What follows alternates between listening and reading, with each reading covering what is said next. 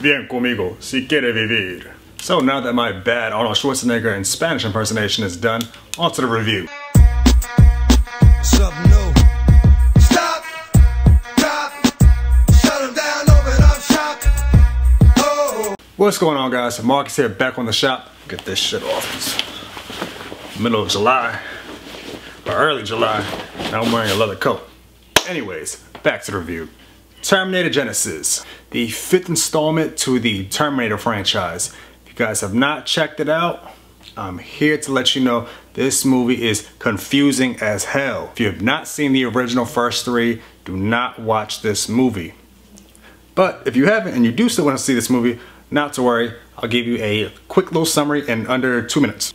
So, in the year 2029, I believe that's when it was, John Connor sends a foot soldier, Kyle Reese, back into the past to 1984 specifically to protect Sarah Connor. The reason being is because Sarah Connor is the mother of John Connor, who is the leader of the human race.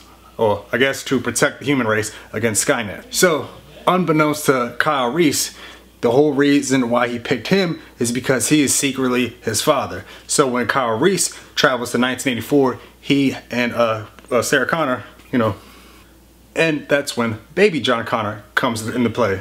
The Terminator ends up destroying Kyle Reese or kills him. Sarah Connor lives. Boom, that's the end of the first movie. Fast forward to the second movie, John Connor is now 13, 14 years old, living in the street. He's pretty much a punk kid, living foster care to foster care, while his mom, Sarah Connor, is now in the nut house because nobody's believing her story about robots from the future coming in to take over mankind and pretty much destroying the world. Skynet actually sends another Terminator, a more evolved one, the liquid metal one, if you guys haven't seen it, who can shapeshift into different people and have like change their metal objects they stab motherfuckers with.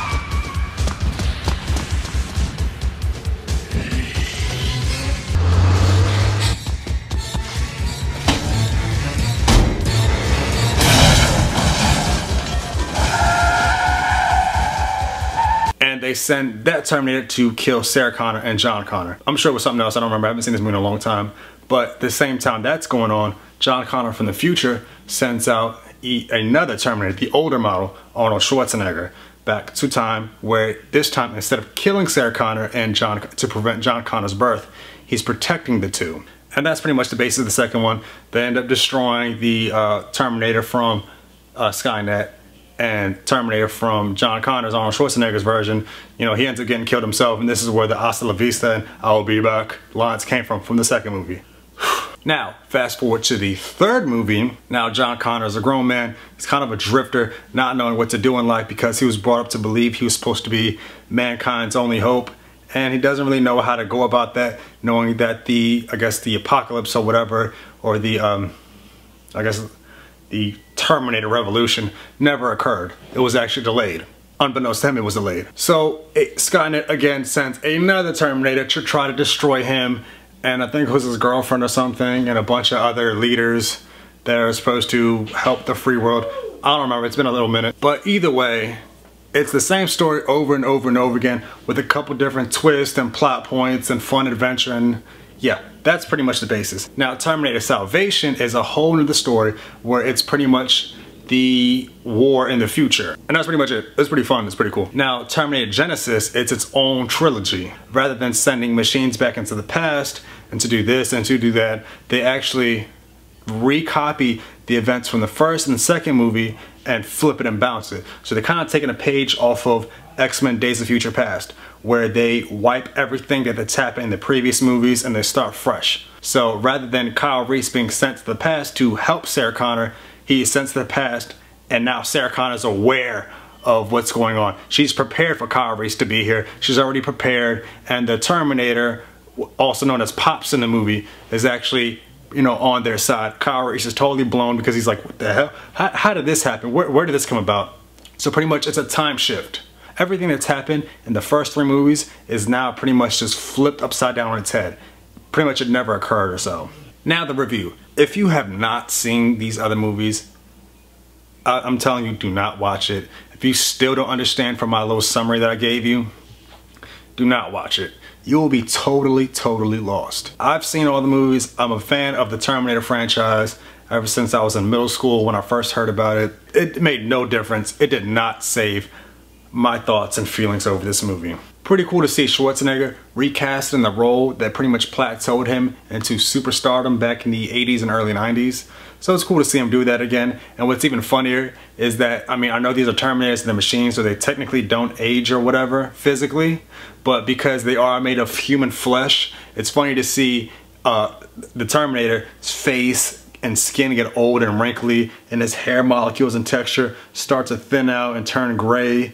And so that's pretty funny to see. And it's funny to see the Terminator kick out a couple little jokes, little dry sense of humor from time to time. You know, with him calling him old and stuff. He's over here saying, "I am out of date, not obsolete," or something like that. I don't remember. I saw it a couple of days ago. But certain little things like that, it is pretty funny to watch. But again, it doesn't really save the movie. It is cool to see him go toe-to-toe with his younger self. And I'm not sure if they use CGI or makeup to make that happen, his older self versus his younger self. Whatever they did, it was really impressive. I liked it. I thought it was pretty cool and funny to watch. But again, it just didn't save the movie. A lot of the action scenes, we've seen them before. It's nothing really new. I think I guess the coolest part that sticks out in my head is when they were flying in the helicopters, they're getting chased by John Connor, who is, spoilers, is the new Terminator. I'm sure you guys have known that from the previews. They pretty much spoiled itself. Yeah, I mean, this movie, it's not all that. This is coming from a Terminator fan. I really don't think this movie should have been brought out to the general audience. I felt like this should have been like either a direct-to-DVD or a graphic novel or shit, even a video game or something, because the general audience of just regular moviegoers who just want to go out to a date or go on a date or go out with their friends who just want to catch a flick or whatever are going to be totally lost watching this movie.